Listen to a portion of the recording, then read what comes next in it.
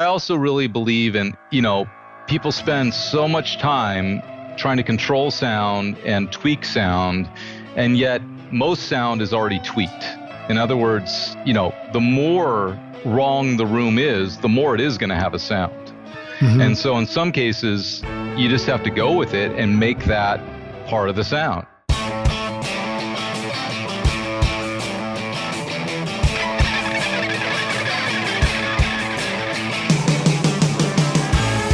Welcome to Recording Studio Rockstars.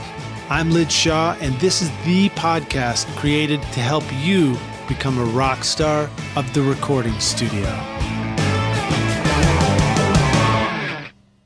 Today's episode of Recording Studio Rockstars is sponsored by Roswell Pro Audio, maker of handcrafted microphones in California. Inspired design and impeccable attention to detail will help you capture a gorgeous vintage sound without the vintage price tag. Check out their beautiful line of microphones at roswellproaudio.com.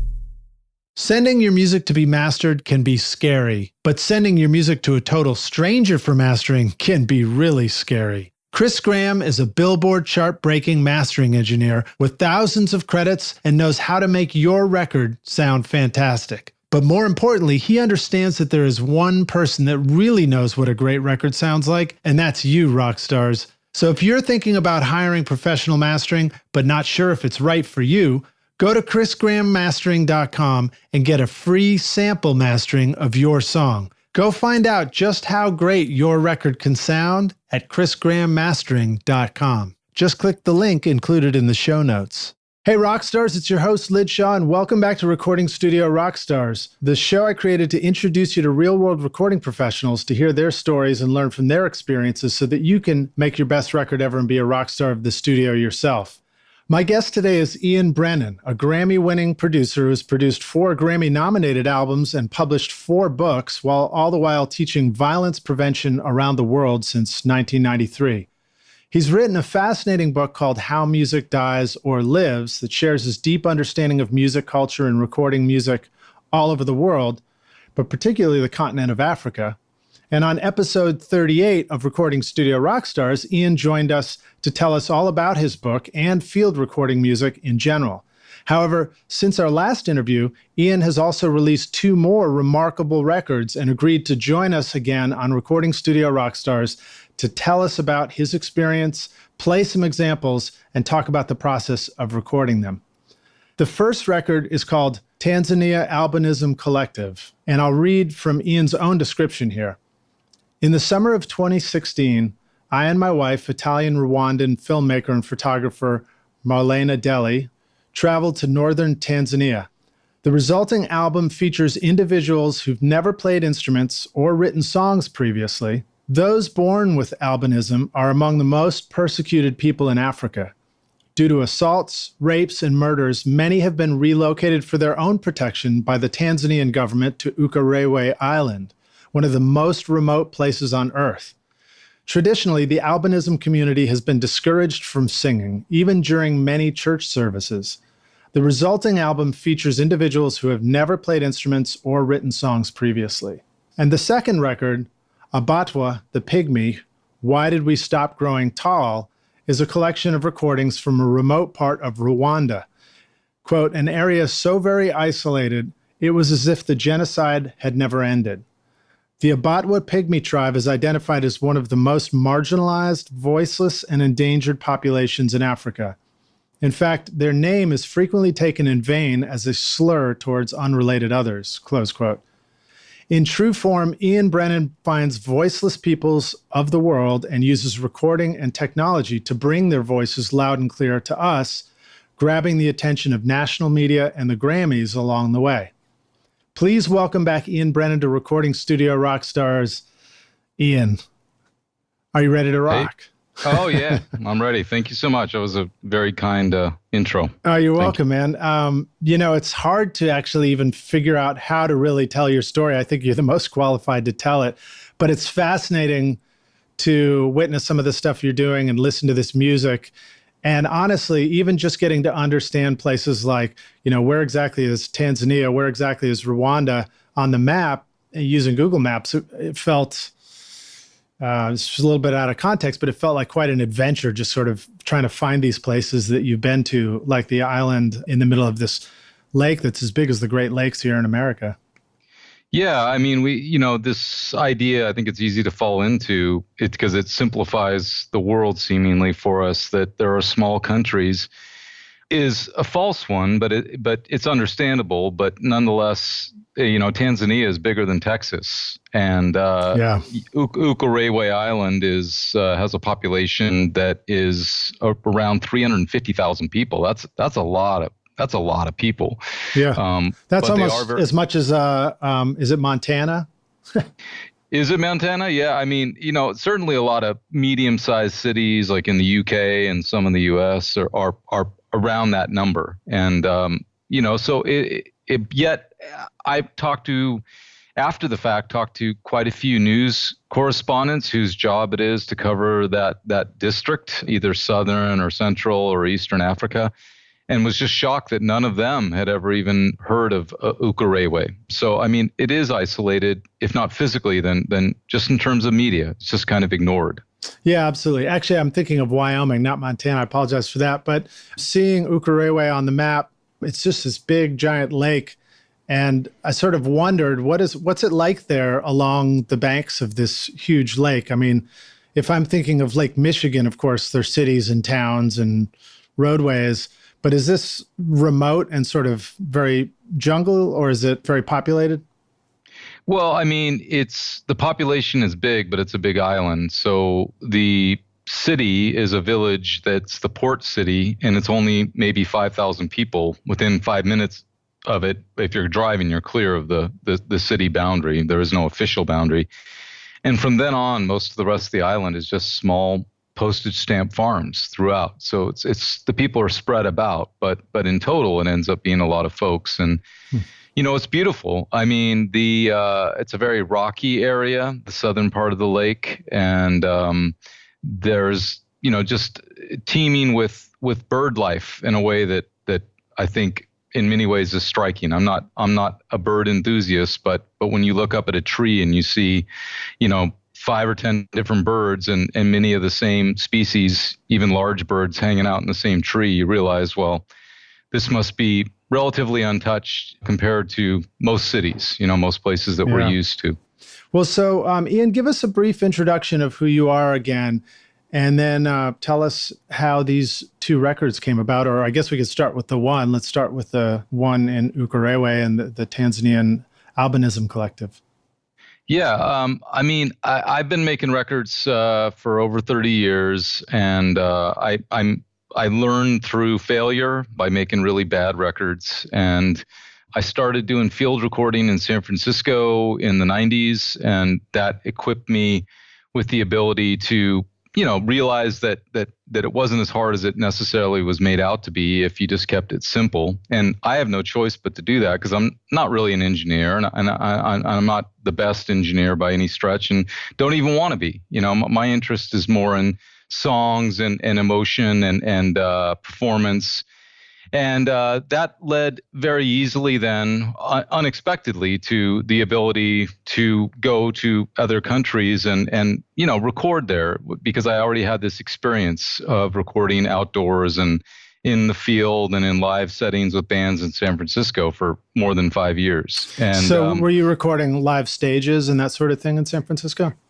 I did a weekly show for free in a laundromat for 5 years, and exactly 5 years. And so, I got a lot of experience, dealing with just ambient noise and a variety of bands from entirely acoustic to full on electronic to, and with the free show, there was no security. So random people stumbling in. It was in a laundromat. People coming there to get coffee, people coming there to do their laundry, homeless people that might be attracted by the crowd or the noise, all that stuff. And what I found is that, it's possible to record under most circumstances, even those that are not optimal. And so that led to maybe a greater ease when we started venturing out. And our original venture, Marlena and I, my wife, original venture was to go to Rwanda. She's Italian Rwandan, and her mother is from Rwanda and survived 3 genocides there. And we returned with her for the first time that she visited in over 30 years to reunite with a friend that she thought had been killed and been told had been killed in the most recent genocide, the big one. Wow. That people identify in 1994. And in fact, she was still alive. So we went back, and Marlena did a documentary about it called Rwanda Mama, which is really, really beautiful documentary. And while we were there, we wanted to look for music in general and also for the documentary. And so that kind of started us on this trajectory. And it was more difficult than we anticipated to find music that we felt was suitable to record. We almost came up empty-handed. We were there for more than 2 weeks, and it was only in the final days that we met and began to work with the good ones, who we've gone on to do 2 records with. And that started this process of really being interested whenever possible to venture out into the world and try to meet folks from underrepresented regions, and even more importantly, from underrepresented populations within the regions, because even when underheard regions are heard from, it's usually from the 1%. And every country, no matter how impoverished economically it may be, it's got its 1%, it's got its upper class, and they tend to control the narrative, whether that's America or whether that's Malawi.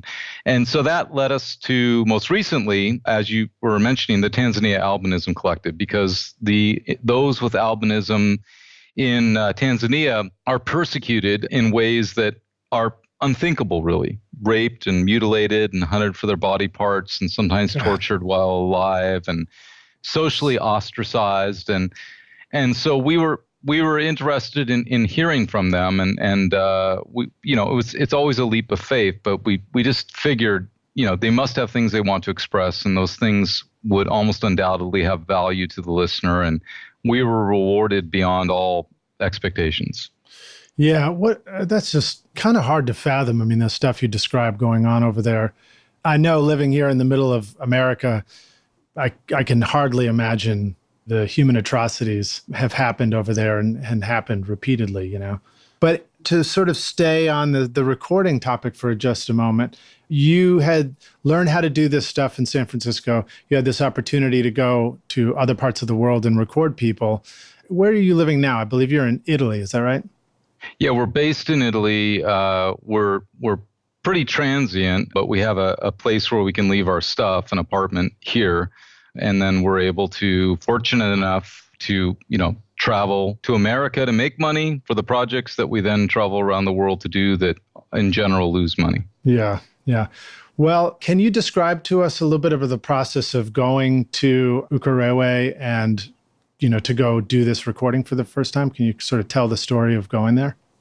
Yeah, I mean, like a lot of these things, it took years to really come to fruition. And sometimes these things segue into something else or metamorphosize. And in this case, we were lucky enough to hook up with the Standing Voice organization, which is a charitable organization that serves the albinism population in Tanzania. So they were, it took them a while to warm up to the idea, but over time we developed a relationship, and so they did outreach to the community and discovered that on the island there were a handful of people from the albinism community that were interested in trying their hand at songwriting and trying their hand at playing music. So we were in a bit of a different situation than we often are, and that is that we were able to go into it knowing that at least there were some folks we could record. The uphill battle was that they were entirely folks, except for one guy who's only on one song. They were entirely folks that had never, ever played instruments before, never written before, never sung publicly before, were discouraged from dancing. And we didn't discover till we got there that they were actually actively discouraged from singing even in church. Wow. And that's usually because they were not taken to church. So even if their families kept them, which a lot of them are abandoned by their families, often they were hidden in shame. And so they weren't brought out in public. They weren't brought, to church or to the marketplace. And as a result of that, they didn't even have an opportunity to participate. Wow. This seems so poignant too, this concept of divisionism. And I feel that I'm kind of terrible with words here in describing this stuff, but I know how I feel about it. But, this process of sort of splitting us up and factioning, the human race or races, and separating everybody. That's really felt strongly right here in this country right now. And I love the fact that you're out there venturing out into the world to try and, bring it all back together. So I applaud that for sure. Living in Italy, is this something that you feel that you're really feeling the effects of what's going on, back here in the US? And what does it mean to be sort of halfway between the US and the heart of Africa there? Well, I think that in general, it's a cliche, but I think in general, Europe, because of the physical closeness to Eastern Europe and Asia and Africa, has a more, invested interest in the outcomes there. And also often views it differently because, you can be in North Africa in a matter of 2 or 3 hours, but by air. And, I think racism is a problem everywhere. It's never gone away. It probably never will entirely.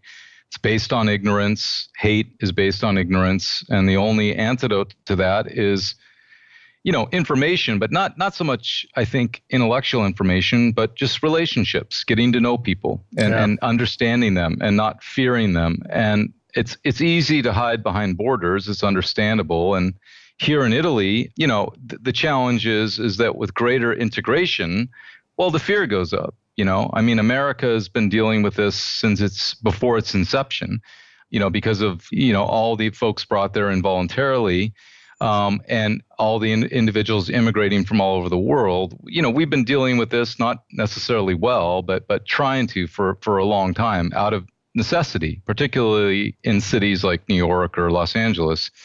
In a lot of the countries, Italy being one of them, it's a new challenge. It's a new challenge. It's a far different thing for an individual to welcome, one person or one family of diversity into a town versus seeing the town change. And the change is obviously good on a pragmatic level, on an economic level. It's even, welcomed, should be, but obviously, emotionally for people, it's a new challenge. And so more than people may realize, here there are problems with rising fascism and racism of different sorts as well. Yeah, I'm sure. It's everywhere.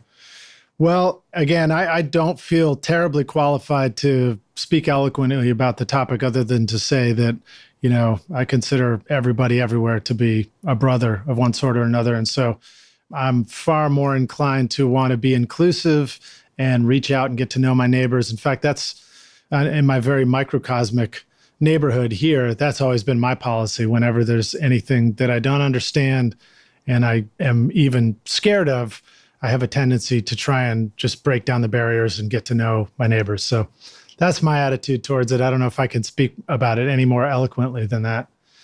No, that's eloquent. I think that's brave and courageous and ultimately necessary, really, for survival. Is there's this idea that we live in an individuated way, but in reality, we depend on each other, and we depend on a lot of people we never even meet or see. That build our highways and help us if we fall ill, and all these elements that oftentimes people are in denial of, but they remain the reality. Yeah. Well, so in one way, somebody with a recording studio trying to help local musicians come in and make their records, they're helping a local community find their voice and create music and speak out to the world. And again, you've reached way outside of your local community and gone across the world to try and find people, record their music and help it reach the world. And I think that's a wonderful thing. I want to push you a little bit more towards painting the picture for us of what it actually is like to even travel from where you are to this remote island. And then I want you to tell us about doing the Abatwa Pygmy record as well in Rwanda. And then I think we will skip the jam session on this podcast interview, but we'll just kind of take a break, and we're coming in. Rockstars, we're going to play you a bunch of actual recording examples. This is going to be a premiere for us on Recording Studio Rockstars, but we're going to play you examples of the music Ian has recorded and give Ian a chance to tell us the story behind recording each one of those pieces. So to back up again, paint the picture of what it means to sort of travel from where you are deep into the heart of Africa to this remote island.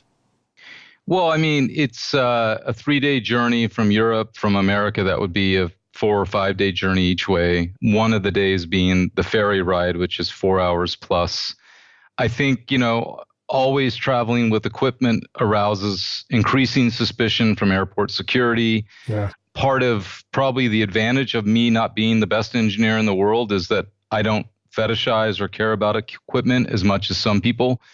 And in a sense, that's liberating because I go into projects kind of accepting and knowing that something's going to get broken. Something's not probably already going to be broken by the time I get there and not work the way I want it to. And if nothing else, having a skill set that's more about just survival, which I guess is more of probably a live sound type of work ethic as opposed to a traditional recording ethic where you're under a deadline. You got to make it work. You got to figure out a way to do it, whether that's the sun going down or the police are coming to shut you down, or the neighbors, or if you just only have a couple hours with somebody and you're never going to see them again. In the case of Ukerewe with the albinism community, we had the luxury of being there for almost 2 weeks and to work with them daily. And so we were able to record a whole lot of stuff, and that gave us certainly a much greater cushion than we would normally have, where we might be setting up by the road with somebody just for a couple hours. If I recall correctly, did you tell me on the last episode that one of the tools you like to bring is duct tape? Yeah, duct tape for me is critical. And again, it's an issue because you can't carry it. You have to remember to put it in the check-in luggage, otherwise they'll take it from you. And without it, I'm in trouble. I mean, with a lot of equipment. And also, duct tape has a way of deglamorizing equipment. And I don't think that that's a bad thing when you're dealing with people that you're meeting for the first time, especially if they're non-musicians, but also any kind of governmental body. I think it's good for them to not look at what you have and be fearful of it, that it might be something other or something more. Yeah. Especially with journalists being targeted and journalists being feared increasingly again in this era. I imagine that there must be times where you guys are fearful for your lives or fearful for your safety in the places you've traveled. Do you have any stories you'd like to share about that experience and getting through with this equipment? Well, I mean, we've been really lucky, knock on wood, and I'm not, I think the big thing is you just have to remain vigilant because we don't know where the danger may be. I've been in some gnarly situations in America, more than almost anywhere else in my life. And partially that's because I'm an American, and partially that's because America is a very violent place statistically.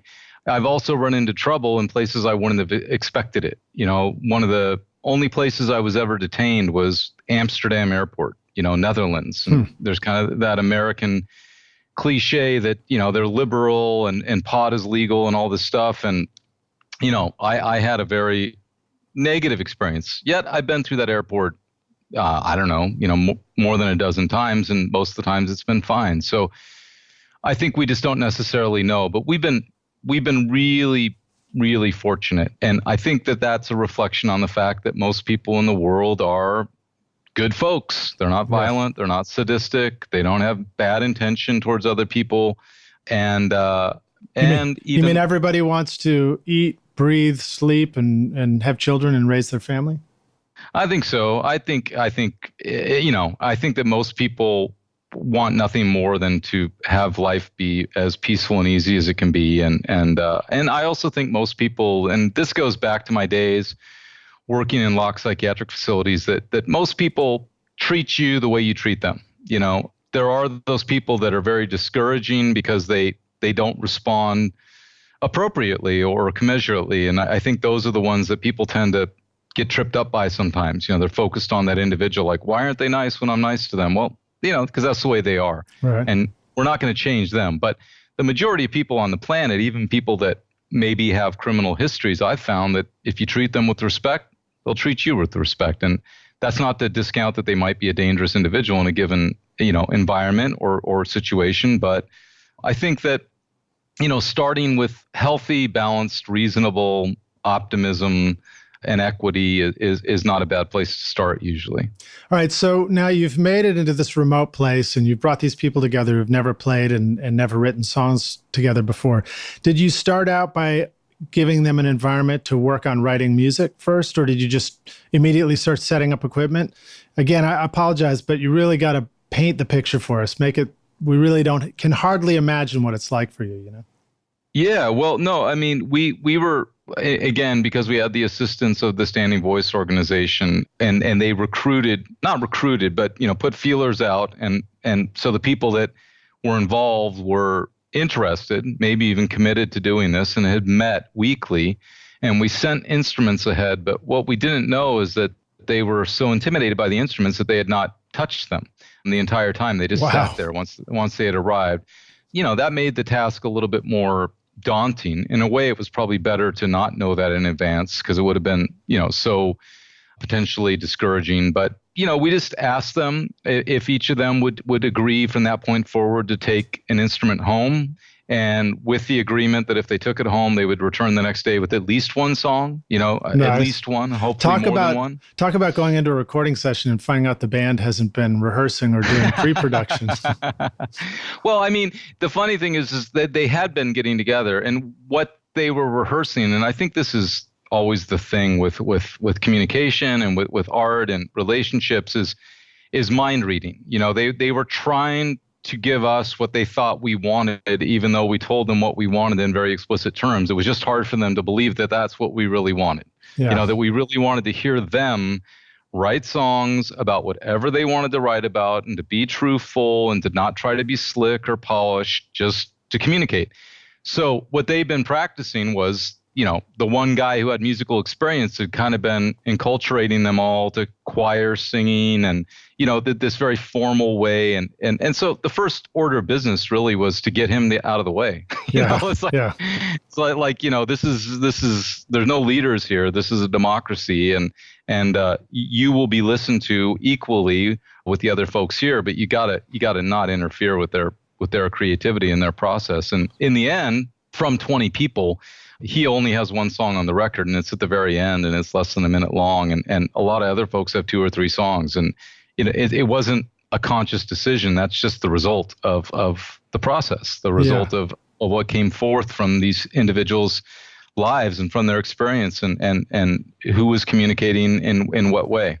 Well, I mean, and the titles of the songs, and I apologize if I'm mixing it up, because I've got a couple of records that we're going to talk about here. So if I cross reference anything, I apologize in advance. But I mean, great titles like I Am a Human Being, Forward Motion at Last, Once I Was Abandoned, We Live in Danger. Just amazing songs like Who Will Take Care of My Children? And there was another one I remember called I Will Follow You Until You Kill Me. Yeah, there's some pretty amazing songs. I mean, the interesting thing about the Tanzania Albinism Collective songs was that, we told them to write about whatever they wanted to write about. And so they did, and it was leading up to the UN holiday, which is International Albinism Awareness Day. So they started writing songs about that day. And then it was like, no, you don't have to write songs about that day. You can write songs about anything in your experience. So then they began to write about, their day-to-day experience in their life. And the only direction they were ever given beyond that was that very deep into the process, one of the people from the charity said, you don't have to write all negative songs, because that's what was coming out. But in fact, that was their experience. So far from encouraging them to write about sadness or about the obstacles they face, that was just quite naturally what came forward. And the more that I've gotten to know them, and now the relationship has been over a year with many of them, and we just brought them to WOMAD recently in the UK and spent time with 4 of the core members. The more that we understand why that is, because the stories are breathtaking in a very sad way. With what they've experienced. Well, so let's jump over now for a moment and talk about the Abatwa record. Tell us about that one. This is, it's not too far from Tanzania. I mean, maybe it is. Maybe it just looked like it was not too far on the map. But I could see how maybe these would be on, I don't know if they were done on the same trip, but I could see how you might go from one place to another on a trip. Tell us about this other record, the Why Did We Stop Growing Tall, the Pygmy record.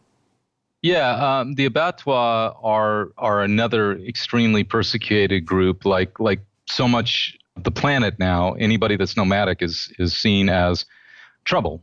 Corporations don't like it, governments don't like it. They like people to be orderly and to stay in their place. And also, most nomadic people tend to occupy land that has resources of some sort. And in the case of the Abattoirs, that's largely forest and jungle.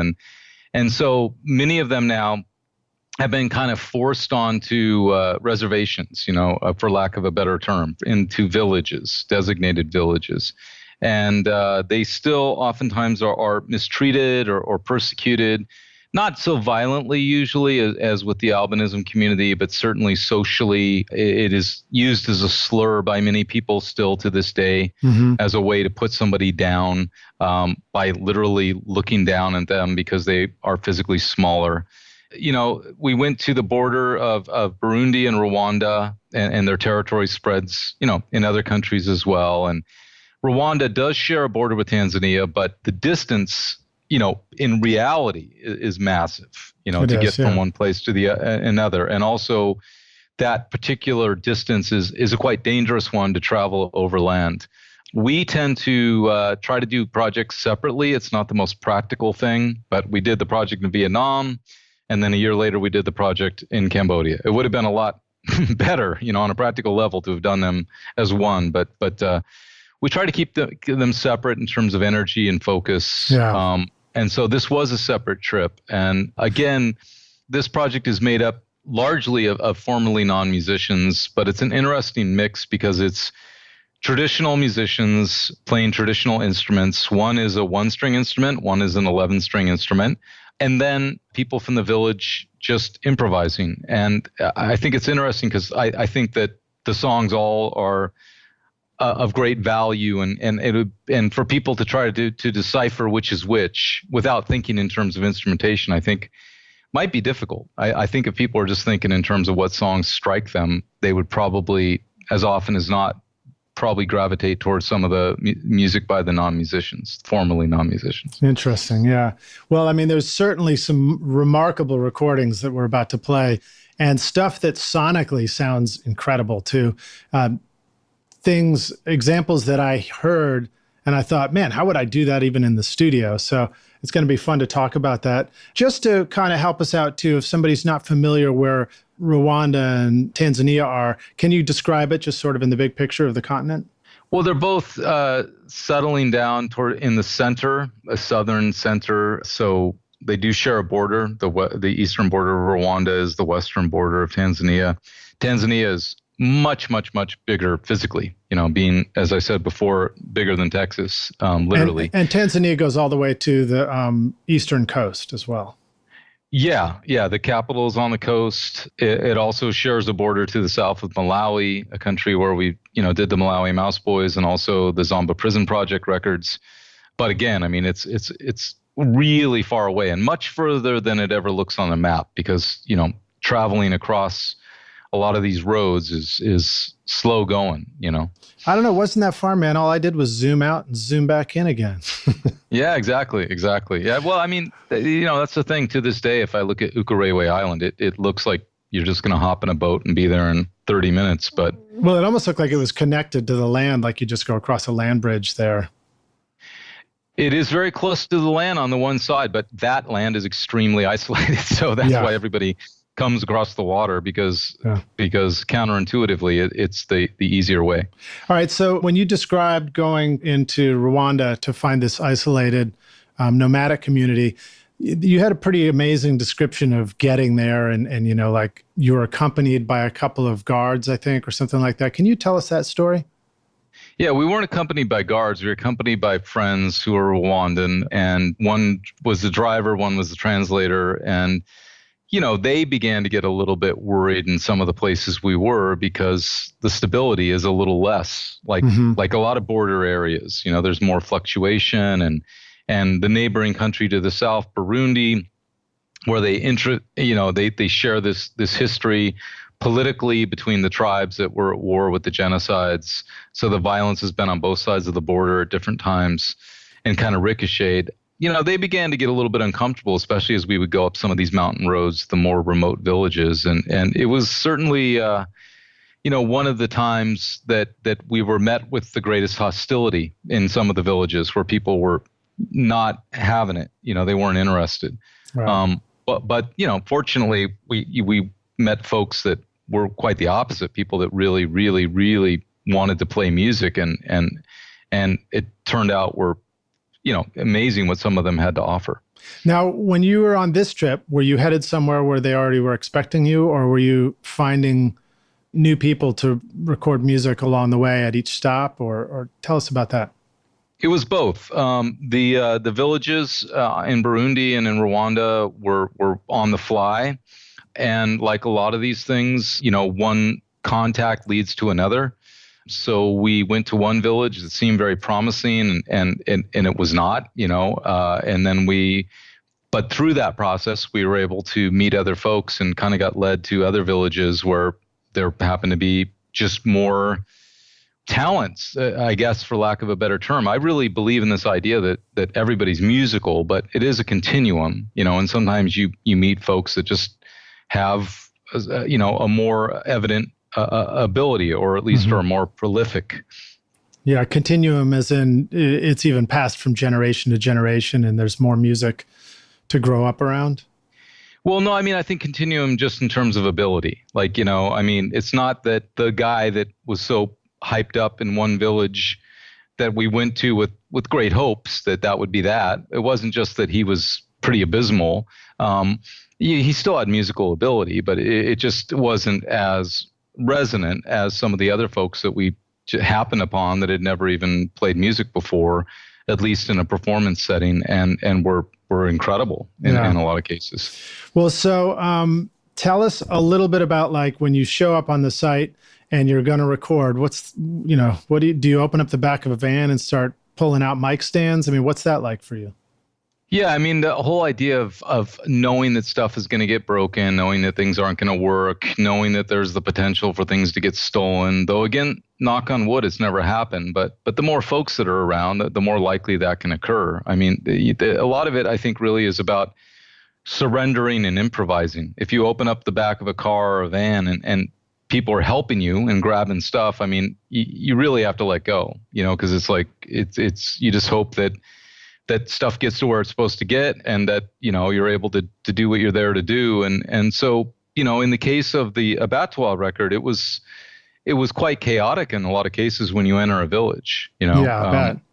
And in that situation, a lot of the recording occurred, with a large audience, which is not my preference, but we had a huge audience of children. So a lot of coughing and a lot of crying and just, a lot of people there that might, influence, for better or for worse, the performers. Whereas one of the villages that we gone to where we had high hopes and turned out to be, in a place that we weren't going to get much from, was the opposite. It was a situation where getting out of there was a little bit hairy, because people were not happy that we were leaving, in relative haste, when we kind of got a sense that it wasn't the best use of our time or their time either. Oh, wow. I imagine, I can picture a scenario where somebody who's new to this idea of field recording or something could be, unloading the stuff and be nervous, wanting to be embracing and feeling welcomed. On the other hand, feeling a little nervous that some of your stuff's going to disappear. So I imagine that's something you're just used to at this point. Yeah. And I think also, a long time ago, Kevin Army, who's a great, East Bay punk producer that I learned so much from, he always said, you can make a record out of just SM57s and 58s. That's, potentially. And I found that as the equipment has improved, and become more valuable, some of it, and nonetheless, you A/B stuff for people, and a lot of times they can't tell what was indoors, what was outdoors, what was a good mic, what was a bad mic. Even really experienced people, I've often found, are not necessarily so easily able to decipher as they think they might be. Yeah. So, I try to bring as good a stuff as I can, but at the same time, I try not to fetishize the equipment too much, and certainly not to have it interfere with the process, which I think human energy is the greatest resource in these situations. It's the most precious because it's so volatile. It's so scarce, really. It can be there one moment and gone the next. Yeah. Well, give us a brief introduction again to some of the typical gear that you bring with you to record with. I mean, is this like a laptop and you're recording on Pro Tools like we're used to here? Or, I know you've talked about this in the previous episode, but give us a brief reintroduction to that. Yeah, I mean, I try to bring closed systems, battery operated always, closed systems. So, things like Zoom and Tascam, 6 tracks or 8 tracks. I don't like to use a laptop. I don't like to put all my eggs in one basket. So I keep it as simple as possible. I use a couple of battery operated preamps occasionally for some of the more prominent lead vocals, or if it's a solo artist for the acoustic guitar and voice. And then I've got a pretty good range of mics, SM7s and 58s and 57s, and I've got a Neumann condenser, and anything that can be powered with phantom power is potentially usable. And I'm not too afraid of condensers, in the sense that I don't think that they're necessarily as fragile as they're made out to be. I think that people fear their fragility more than maybe they should. Well, Rockstars, you may have been hearing that one of our sponsors on the show is Roswell Pro Audio, and they make some, to me are quite beautiful condenser microphones, solid and well built. And I couldn't help wondering how would one of those do on the road? What are some of the factors as far as a condenser might go that you really have to watch out for if you're going to go do field recording? Well, I mean, I think the biggest obstacle in outdoor recording is going to be wind.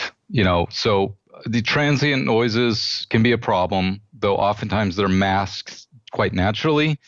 Whether that's a hammer in the background, or whether that's a horn or a mic or a broken glass, I should say. But wind is probably the one thing that is almost impossible to get around. And so certainly, wide diaphragms, I love them and I use them as much as possible, but they increase the risk of that, and condensers as well. But I think that in the end, the sensitivity is what you want. And I'm a big believer in transparency, and I'm trying to achieve intimacy in recording, and so I really like things to be as close to the source as possible. Right up on it whenever possible. So what are some ways that you deal with wind? You show up and you can tell it's a little windy, or it's intermittent. That's probably even worse, where you get rolling and then all of a sudden the breeze picks up. How do you handle stuff like that? Well, I mean, I think you in an ideal setting, you try to have your back to some sort of wall, or maybe even a corner, so you're outdoors, but you're shielded to some degree. Sometimes there's just nothing you can do about it. Sometimes it's insurmountable, and sometimes you just have to wait for it to die down. When we were in Cambodia, we were lucky because Kong Nai, who's very famous retired musician, agreed. Kind of reluctantly, but agreed at the last minute that he would record with us. And so we drove all the way down. He lives in the south, down by the the ocean there, to record with us. And we didn't have a lot of time with him, and it was horribly windy.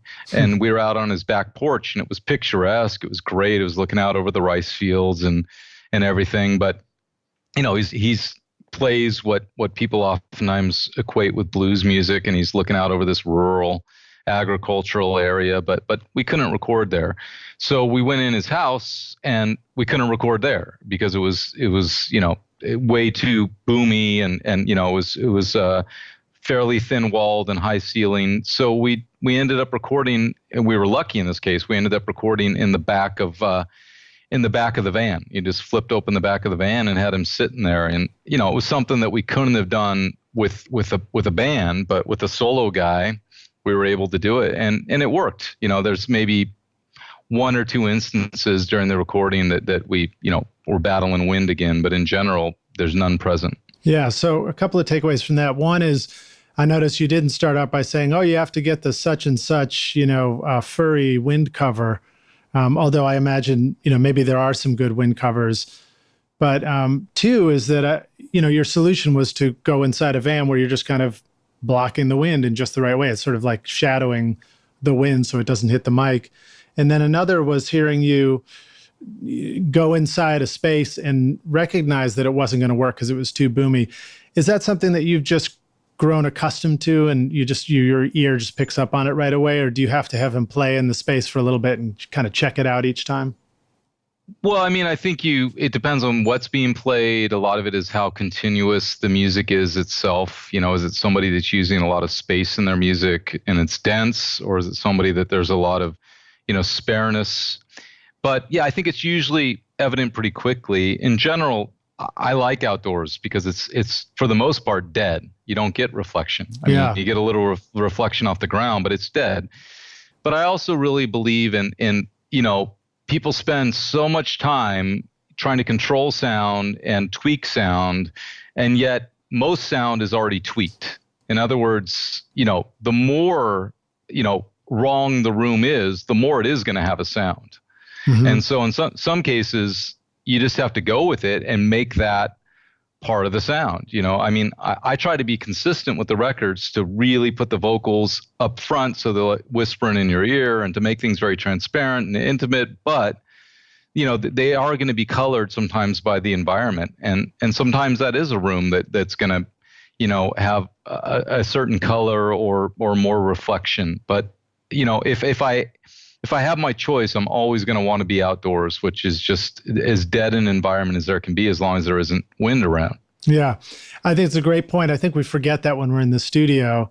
And every time I take either a microphone outdoors and record something, it's remarkable how dead that is and how, in a way, isolated it can be. And also taking a speaker outside and playing music back without walls around it, it's remarkable how flat a speaker can be. Yeah, it's true. It's true. So let me ask you about condenser mics again. For example, the Roswell Delphos that I have here is switchable. I can do a cardioid pickup pattern or an omni. How often do you find switchable pickup patterns to be useful with a condenser mic when you're field recording? I think they are useful, but I really, because of the idea of multi-tracking and close miking things rather than trying to get stereo or room mics. Occasionally I'll throw up a room mic. I use the term loosely, meaning, a general mic, maybe outdoors. But for me, I'm not usually going to be using an omni pattern. I'm usually going to want it, as close to its source as possible. Right. And usually what I want whenever possible is, it's easier, obviously, with solo or duo or the fewer the members, is I want as much redundancy as possible, so that, 2 or 3 vocal mics and 2 or 3 guitar mics and, and to have as much difference between the mics as possible, not only in positioning, but also in terms of the colors they might provide. So that gives options later, not only for sonic options. Let's say that again. So you're saying, like, if you're recording one voice or one instrument, you might put more than one mic on that one voice or that instrument? Yeah, if possible. It's a luxury, but whenever possible. And it's not just for options in mixing. It's for options in editing, where if you got a mic pop on one, you might not have it on the other, and so you might be able to, A/B it for, punch in one mic for one word or one syllable. And that's the kind of thing I think a lot of people are unwilling or afraid to do, because, if you're listening on headphones really carefully and it's about to happen, you might hear that difference. But in general, it's not going to be heard. And it can really, I just think that options are good to have. But again, the bigger the group, the less options there are going to be. It's just the nature of it. And I try to record at the same time on as few tracks as possible. I'm not necessarily going to use, even if I bring out a 6-track or an 8-track recorder, I'm not necessarily going to use all of them. I'll use as many as I need to, but I'm always going to use more than I need, just because to not do so would be kind of, tempting fate, I think, a little bit too much. Yeah. You've gone quite a long distance to do this recording. You might as well get as much of it as you can, But Yeah. it makes me think of the studio too. So an initial thought is the times where I'm recording a drum set, I'm like, ooh, let's put up another mic. Let's put up another mic. And you run into that place where you're like, you think you're supposed to use all of them, and then that doesn't sound good, and you feel, deflated a little bit. But I like the way you're talking about it, where, let's say this was a drum set back in my studio. It's saying, hey, record with as much as you can get away with right then, because you don't have to use them all at once. You might just decide that for this section of the song, you want to cut over to this different sound. Or, when you're field recording, you literally might just have a mic not do what you expected it to do, and this backup mic does the trick. Yeah. And also, with, solo recording in particular, not so much a general mic or a room mic, but sometimes for one certain song, nobody probably knows why, something about the dynamics of it and something about the attack and approach of it. Sometimes you just turn off all the mics but one, and it just gives this great sound. And so the mix is one mic. You've got 8 mics to choose from on one person, and you end up just mixing the whole thing off of one mic, and it sounds better if you're willing to step away from kind of the preconceptions and the attachment and the ego of it. It's like, well, no, let's see it for what it is, that it's actually, this is truly more striking, even though it shouldn't be. Yeah. It's not supposed to be, but it is, in some cases. Now, am I remembering this correctly, that maybe last time we interviewed, you talked about recording a mic onto one track at full volume and another onto another track at 20 dB down or something? Yeah, sometimes I do that. I mean, certainly, part of being old school is that tendency to want to really record everything hot, and that's a hard thing for me to fight. I like seeing things go into the red, but it's certainly better in the digital era to back off of that a little bit, because it's likely to cause more problems than not. Yeah. So yeah, it's nice to have, if there's the option to have something recorded, really low, because the likelihood that there's going to be the clipping or problems otherwise is less. And again, you just have some backup. You have some insurance. Yeah. And I if I recall correctly, I feel like my Tascam DR40 might do something like that. I don't quite know how I do that with my Pro Tools in the studio, but it's a cool concept that says, if there was an option to split your input from the microphone somehow and record hot on one track, but back it way down and give yourself lots of headroom on another track, then particularly in a live performance or a place where there's the likelihood of unpredictable dynamic in the recording, that could really save your ass somewhere down the road. Yeah, exactly. So we're about to take a break, and then we'll come back in for our new version of the jam session, which is going to be actually listening to your recordings and talking about them. But I do have one more question for you. And that is, hearing you talk about the process and really wanted to capture the moment and the energy. What about you makes you good at that? For example, are you a great smiler? Do you make everybody in the room feel really at ease, when you're about to show up with this stuff that looks like you came from another planet and record them in the village square? Or, what about you makes you good at producing and recording these field recordings? I don't know if I am good at it. I certainly try. But for me, I try not to think about myself at all. I try to be invisible to the process. I try to be other-centered. That's something that I generally try to do in everyday life. Not to the point of being a martyr, but just that is where I tend to put my focus. I tend to be more of a listener than a speaker in most environments, yet I've made my living for the last 24 years speaking, public speaking. So, I'm not sure. I'm not sure what it might be, but I do know that out of necessity, in working in psychiatric emergency rooms to make ends meet when I was a teenager and in my 20s and in my 30s, I was forced to be able to develop almost instant intimacy with people that were coming in crisis, because my job was, they walked in the door and I'm supposed to talk to them about whether they're suicidal, homicidal, whether they're hearing voices, whether they're having problems with addiction. Wow. And so, I guess maybe I kind of had an aptitude for that, and then B, I suppose if you do that all the time, for a living for years and years and years on end, you probably maybe have a facility that is not necessarily different than anybody else, but maybe it's just something that doesn't normally occur in social situations. So maybe I'm able to shift into more of a objective, goal-oriented way of relating to people that at the same time is not threatening, or intimidating in a lot of cases. I don't know. I like to think that I have that skill too, although I know I can also intimidate people, and sometimes I have to recover from it a little bit. Help bring them back to the session, Yeah. Well, I think we have to be sensitive to what may or may not be intimidating to other people. It's hard. It's hard to kind of understand what other people's perspective is. But, I talked about it for a bit earlier, but I think, this idea of mind reading, trying to not make assumptions as much as possible and trying to ask questions and be curious and just want to hear from people can help lead the way, as opposed to kind of heading down the wrong trail. And the flip side of that I was talking about earlier is a lot of artists lead me down the wrong trail because they're trying to read my mind. And it doesn't matter how much I tell them that I want to hear them play badly and I want to hear, like the worst songs they have and to not care and make mistakes. It takes a while for people to process that and really own it and believe it. And some people can't. Some people can't let go of that control, particularly those that are the most practiced. Right. It's a lot easier instruction for somebody that maybe doesn't consider themselves a musician. And I think that's why sometimes a lot of these striking recordings do come from the people that are, first timers, so to speak, that are really, just starting from scratch.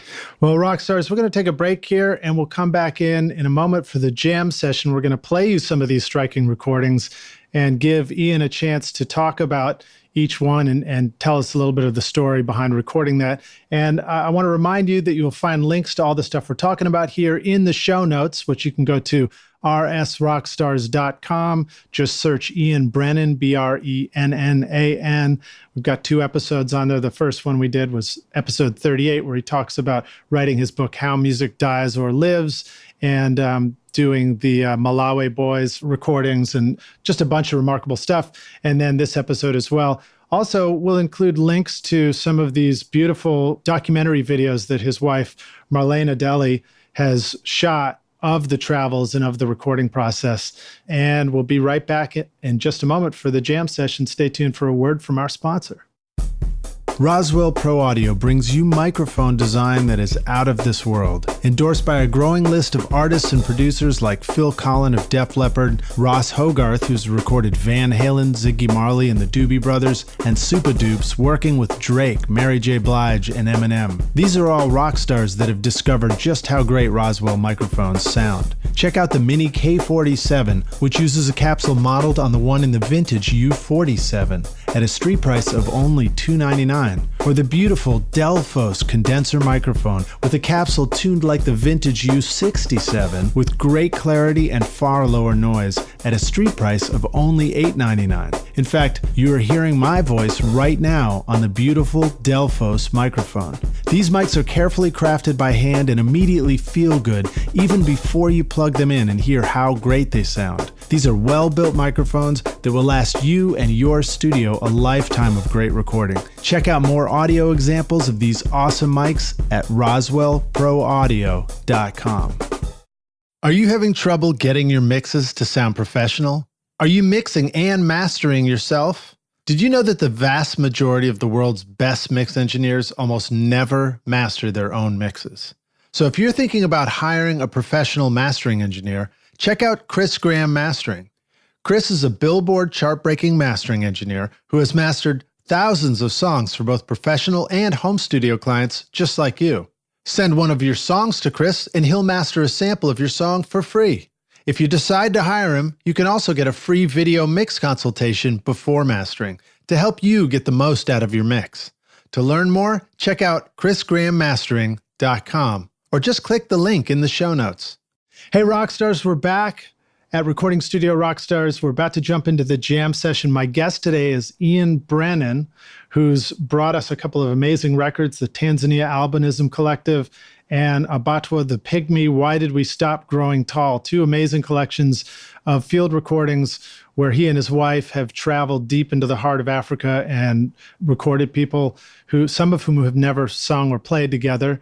We're going to play some examples of these recordings and give Ian a chance to tell us the story behind each one and tell us more about it. Ian, are you ready to jam? Yeah, let's do it. All right, dude. I thank you for setting this new ground here with the jam session on Recording Studio Rockstars. Like I said, this is the first time we've ever played music on the show. So I'm going to jump right in here. The first one I've got queued up.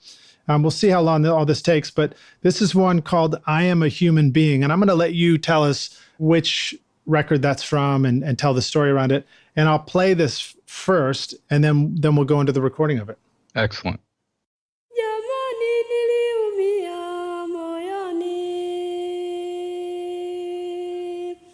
Hawakujua kuwa mimi ni binadamu kama wao, walininyima haki zangu za msingi.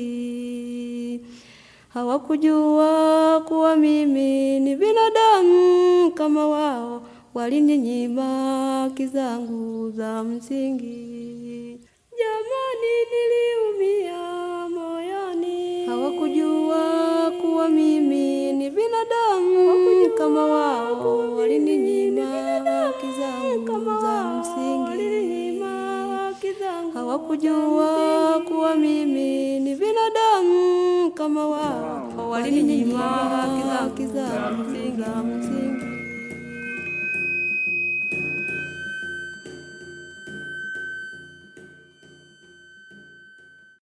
What a wonderful sound, man. Beautiful voices.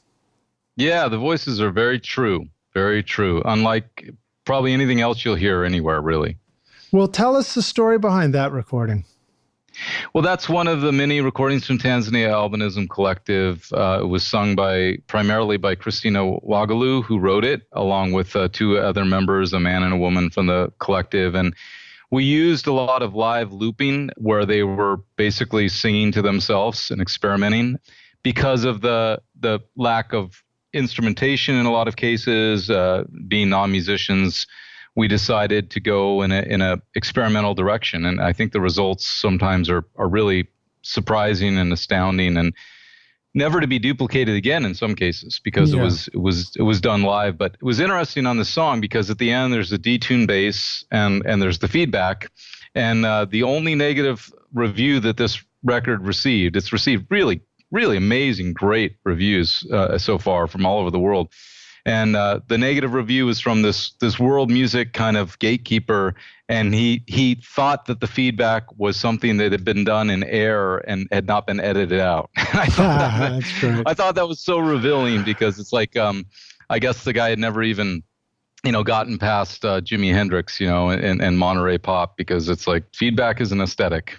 Nice, and I like it. Well, and it also kind of reminds us of this sort of typical, I don't know if Western is the right word, but studio aesthetic, which just says, we should be controlling everything. Nothing should get past us by accident, Right, exactly.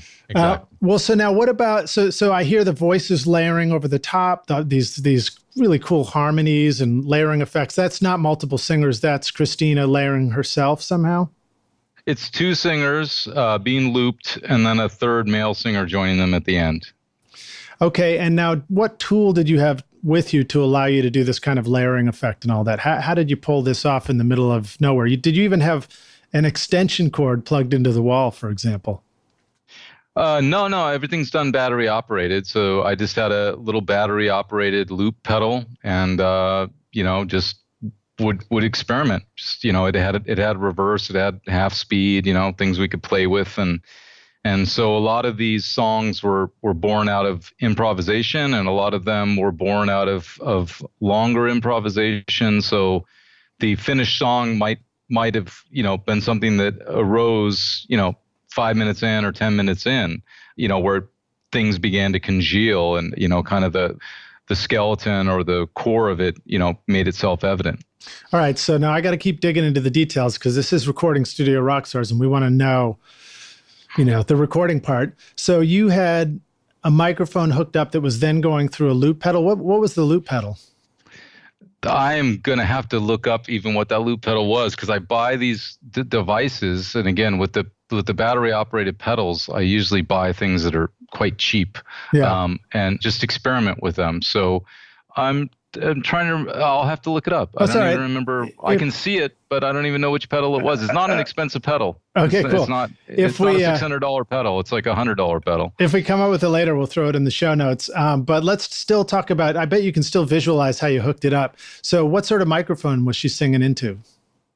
Well, with a lot of the loop stuff, I would use a 58, and with a lot of the people that were singing for the first time, it's oftentimes better to hand them a microphone that they can hold. And so for this record, as well as the Abattoir record, a well duct tape cord with a SM58, with a windscreen on it, oftentimes is the best thing. So for most of the looping, that's what you're hearing. Meanwhile, the phantom, microphone, the Browner is sitting there unused, because it didn't necessarily serve the purpose at that time. So you've got a SM58, you duct tape the cable on so that there's no goofiness with the cable getting knocked around. And then is that going through some sort of impedance transformer so that you can go into a pedal, or do you go to a mic pre first that has a 1/4 inch out so that you can go through a looping guitar pedal, or how does something like that work? No, just have an adapter, a 1/4 inch, put it in, and have an adapter coming out and take it right back out. That's it. And then does that go straight into your recording device, and then and you would all be listening in on headphones, or were you using an amplifier in the room or something? It'd be split.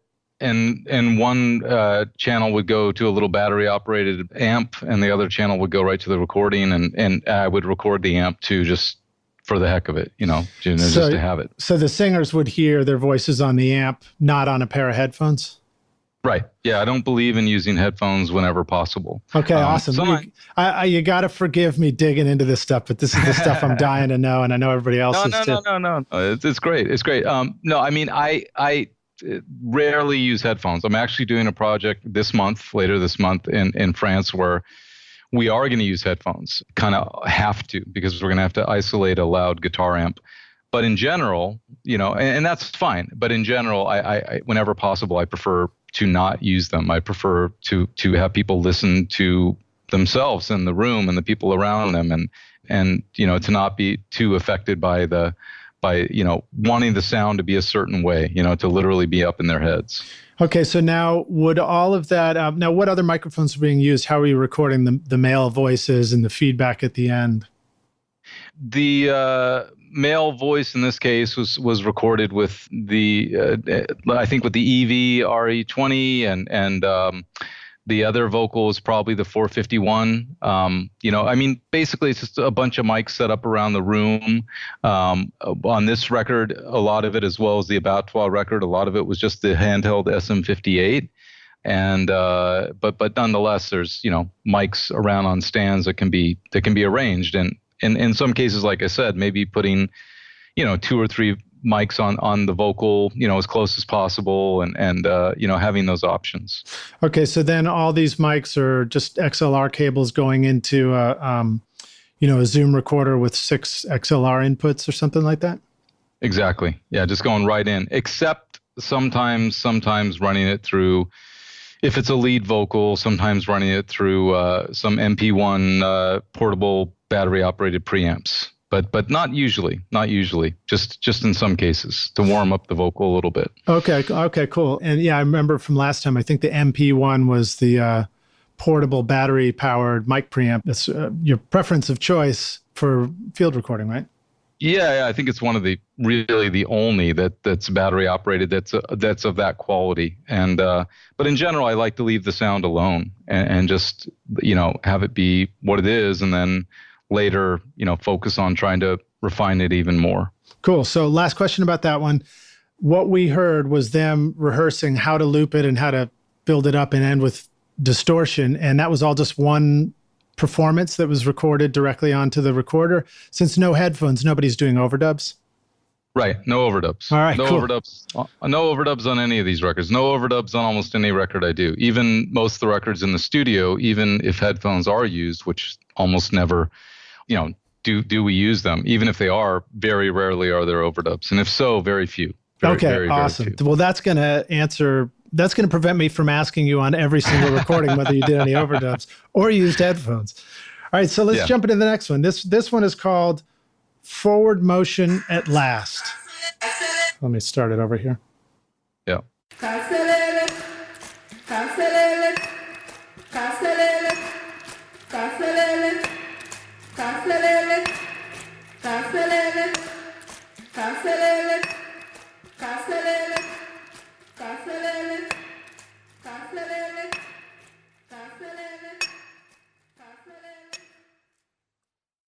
So first of all, that totally makes me just thinking of working on the railroad, just like hammering rail spikes or something. Right. And it's got this incredible reverb on it. And I forgot to ask you about reverb on the last recording, but tell us about this one. And, what did this come from? You have very insightful ears. That's a sledgehammer. And on concrete, and the reverb you hear is the reverb that was there. That's what you hear. Wow. That's what you're hearing, and on the last song as well. So that's amazing. So these spaces, did you look for the space for the song, or did you let the song sort of evolve from the space that you were in? Yeah, I mean, there's some adaptation, there's some moving around, but in general, like I said, that rather than trying to tweak sound, I really firmly believe that it's already tweaked, and to follow that path that already is there. And so, I mean, yeah, it's an incredible reverb. I mean, if you're banging a sledgehammer on a large concrete surface, which this is probably close to 20 by 20, it reverberates. Wow. Well, what's the meaning behind the song? So Forward Motion at Last. Do you know sort of the story behind this particular song, and who was the artist?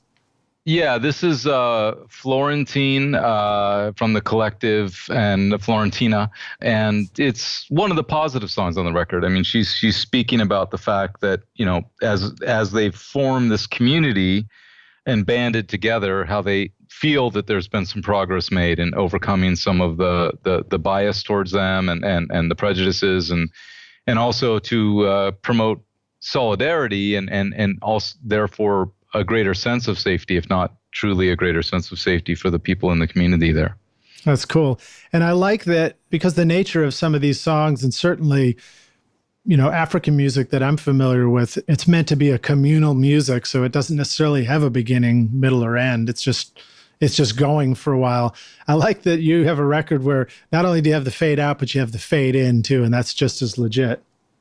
Yeah. I understand people's opposition to fade outs and fade-ins, but at the same time, I think they can really give a sense of the eternal, which a lot of this music, in this case, they're telling a story collectively. It truly is a collective. It's amazing how much their stories, intersect and kind of correspond and complement one another. I mean, the overall message is quite sad, but nonetheless, it's very real. Their experiences have been not isolated. They've had consistently bad experiences and have been subjected to, ongoing prejudice. Yeah. And, just with respect to chant music in general, and I'm using that term for lack of a better one, but, and essentially meaning a group of people just playing together and you just sort of repeat something.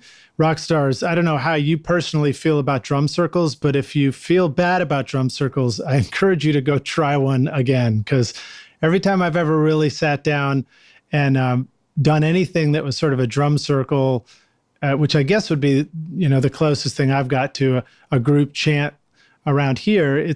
There's something that happens when you just lose yourself in it for a little while. And it's just really cool. There was a thing happening here in East Nashville for a while when my daughter was little, and I'd take her to that. And, kids at first be like, I don't want to do that. And then next thing you do, you turn over and look at them and they're lost in it and they're just trying stuff out. It's a cool experience. It's kind of like jamming with your band, Yeah. I mean, I think it has a lot to do with that idea of surrendering. Yeah. And how important and how that's undervalued in a culture that emphasizes winning so much.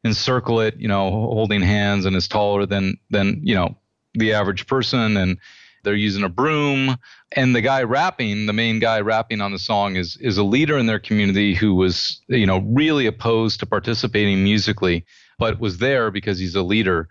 And he finally was inspired to jump in, and I think what he did is incredible. And this was from the Tanzania Collective? Yeah, that's from the Tanzania Albinism Collective. Okay, great. And so just Rockstars, a reminder that these are people that, have been told not to sing, not to play music, persecuted. Literally, as you pointed out, some of them have had body parts stolen from them. Is that really true?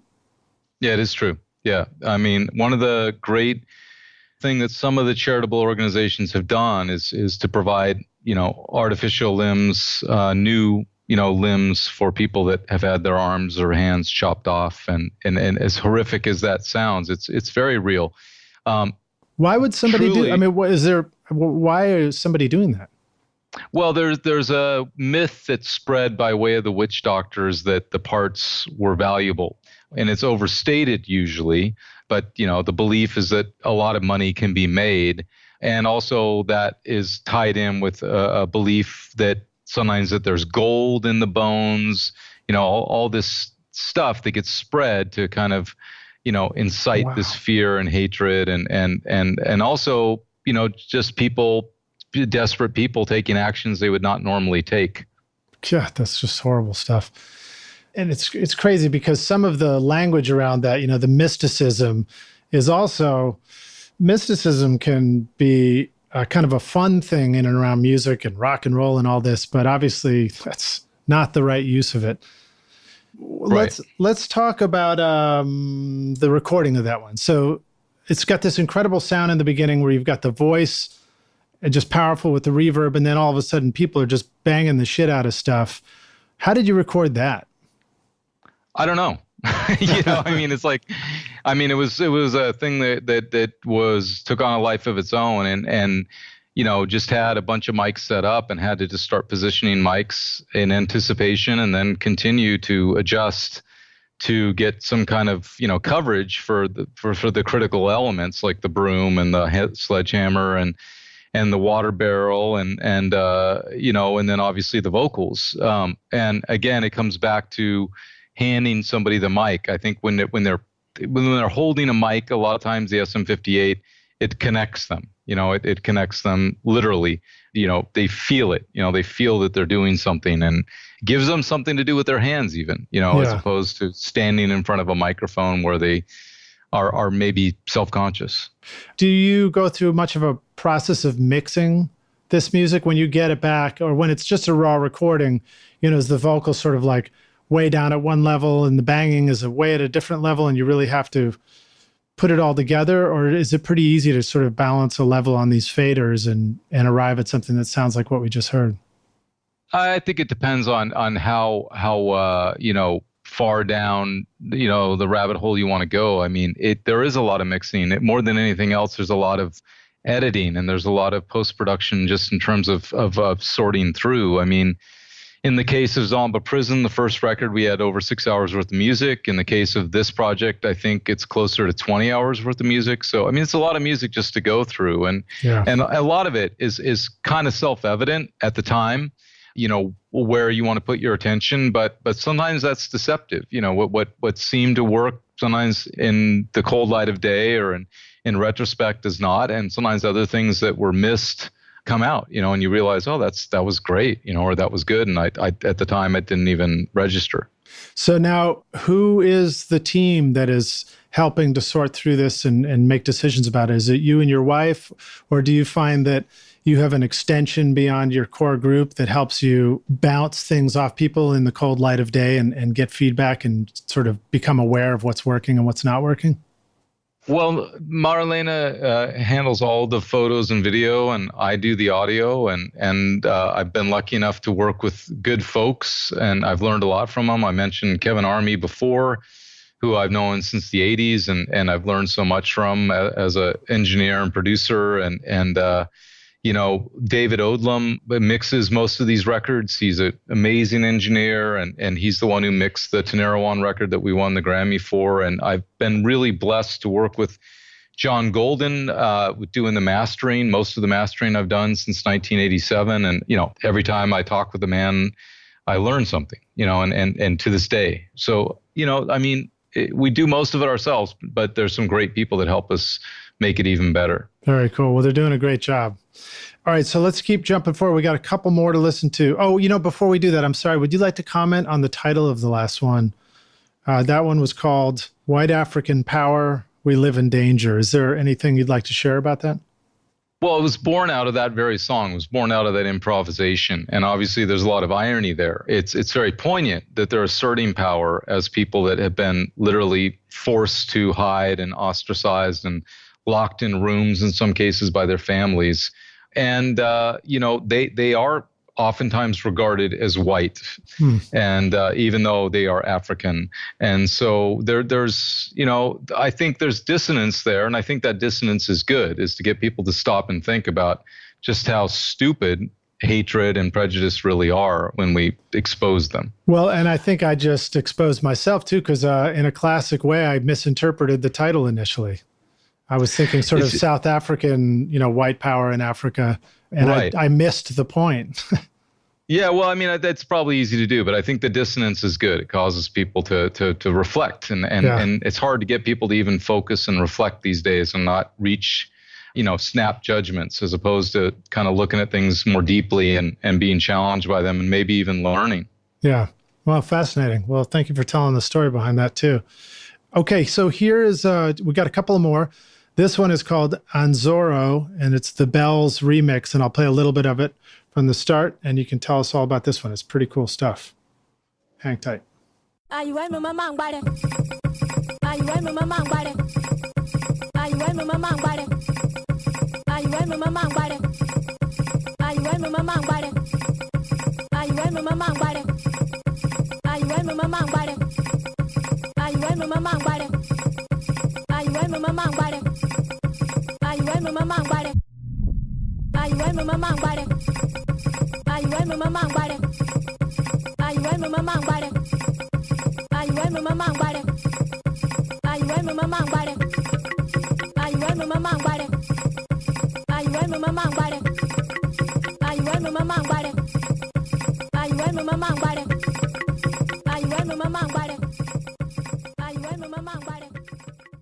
So being a secret closet DJ, I have a real appreciation for, something that is a remix. And I like the, adding new elements as it goes along there. It's cool stuff. Tell us the story of that recording. Did that also come from the Tanzania Collective, or was that a different one? This comes from Wayo, which was a record we did with a group in South Sudan during its first year of existence. It's the youngest nation in the world. And sadly, they've almost had no peace since their inception, and there's a real humanitarian crisis there currently. And this was the recording of a 10-foot xylophone that requires 5 people to play it at any one time, and it's pretty incredible. I think like the heart of the village is considered to be this instrument. It's so big it can't really be moved without being dismantled, and it sits in the center of the village. And this was another one of those situations, because it's a village as opposed to an individual or a duo or a trio or a quartet, where the interaction is a little bit hairier, because you're dealing with 30, 40, 50, 100 people versus 2 people, Right. So it's a lot more dynamic, let's say. You can't guide the session. The session guides you. Yeah. But the results were great. Yeah, and then what sort of prompted you to create a remix around it? Was it just are you a secret DJ as well? Oh, probably. Not really, but certainly, I find it interesting to, I like sound. Yeah. Well, cool. All right. Well, so let's go to the last one here, and we will close it out. So this one is called just Song 13 from Rwanda. Let me play this one. Okay.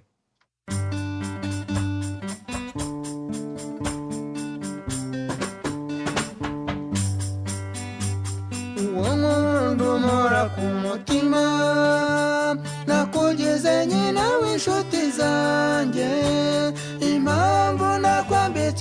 amakamba nuko mbona uzindutira zose tuzabonana ryari se ngo duhoberane masheri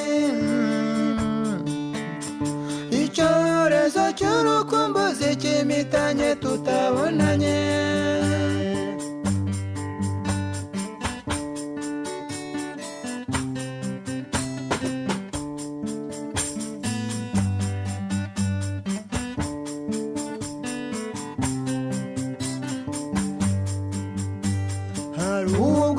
nicara nkibaza natekereza ukuntu twabanaga inabi itatugerera hacu nkasanga ibyo bigirwa na bake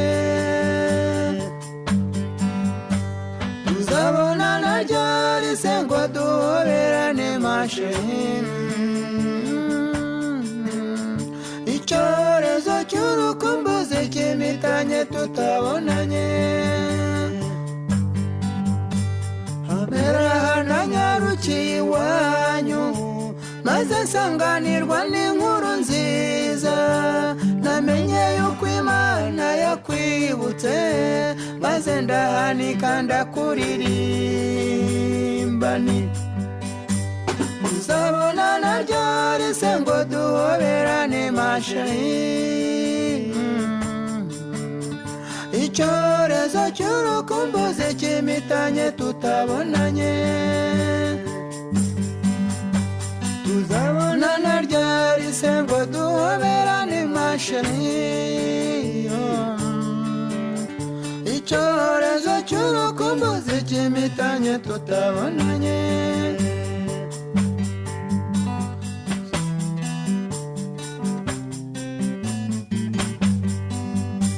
tuzabonana ryari se ngo duhoberane masheri icyorezo cy'urukumbuzi kimitanye tutabonanye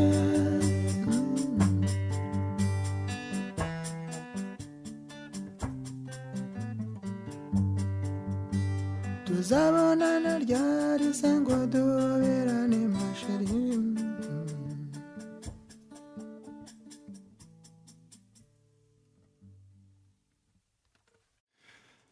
First of all, you gotta love a musician who does a manual fade at the end of a song, especially on the tambourine and the drums, right? I thank you guys for letting me play that one in its entirety. That's the last song of the podcast, and I just thought it was such a great piece that I wanted to just play the whole thing for you. Tell us it's such a lovely pop song. That's the kind of song that I feel like singing and playing with my band, and I know we all have our own personal preferences for music styles and everything, but there's some things really remarkable about that. Tell us the story behind that recording and that song, and who was that we just heard? That's from the Good Ones from Rwanda that very appropriately were the first group we ever did field recording with in Rwanda, and that's from their second album. And you're very astute to point out because I think Adrian Kazagira, who's the main songwriter, is one of the great roots writers in the world. And I think of Nashville often, or Brooklyn, when I think of him, and that if he was singing in English and he was in Nashville or Silver Lake or Brooklyn, I think he'd be very, very revered and known in those circles. But unfortunately, in a sense, he's singing in Kinyarwanda and gets kind of put in the world music pile when, in fact, I think his songs are really, really great universal songbook folk songs. Yeah. And knowing him is just, he's a poet. Knowing him's just been nothing but beautiful. We've known him now for almost 10 years. Do you know that particular song well enough to tell us what that was about? Well, like almost all his songs, it's a love song. It's a song called Angelique, which is a woman's name. And one of the beautiful things about their group, there's two really nice things in addition to the music. Number one is that they, through friendship, not by design, reunite the three tribes of Rwanda, the Tutsi, the Hutu, and the Abattoir. But beyond that is that especially with the first record, which we did in 2009, the songs were almost entirely love songs. These are guys that survived the war, survived the genocide, lost family members, witnessed horrific things. And at the tail end of it, what they chose to write about is about love. So the group itself is made up of members of each of these tribes? Yeah. I mean, now in Rwanda, the focus is on being a Rwandan, to not talk about tribes. But in reality, they do come from these 3 different tribes. That's great. What a great story. That's something that music has just done for as long as it's been around. It has the ability to unite people. It really does. I mean, obviously, it can be used for negative as well, but in general, I think it's used for good. Yeah, I think that's a great thought to just go out on, Rockstars, just reminding ourselves that all the effort we put into creating music, recording music, it's worth thinking about what the reason is. What are we doing it for? And, because it's very powerful and it can do a lot of good and a lot of positive.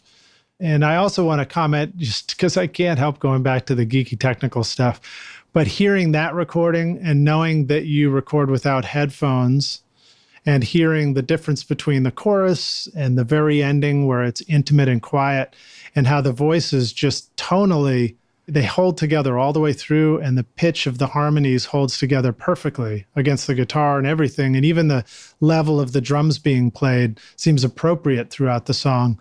I think that's a takeaway from doing sessions without headphones. Right. Yeah, they really have to listen to each other. And that's what they're used to doing. I think it's really important to record people however they are accustomed to playing. If they sit down normally, they should sit down. If they stand up normally, which I would encourage to be physical, they should stand up. If they face each other normally, they should face each other and not be, 2 rooms away, unable to see one another. Nice. Well, I think that's a great note to close out on. Ian, thank you so much again for joining us on Recording Studio Rockstars. This was a lot of fun to just go into the actual music and talk about how you did all this stuff. And again, I thank you for going out and bringing all this music back to us from remote places in the world and just helping people with what you do with music and life. Oh, thank you. Thank you. It's my pleasure. It's my honor. And thank you for having me on the show again. And Rockstars, I'll remind you that we will include links to all this stuff right in the show notes. I'll include links also to Marlena's video documentaries, clips from YouTube. So you can check that out there. If you're on your iPhone right now, you can just click through and we should have some links. It'll take you right to the blog post. And if you want to search it, just go to rsrockstars.com, use the little search magnifying glass icon and search for Ian Brennan. It'll bring you right to the blog post. Ian, let our listeners know how they can find you and reach out to you and follow you or go buy these records.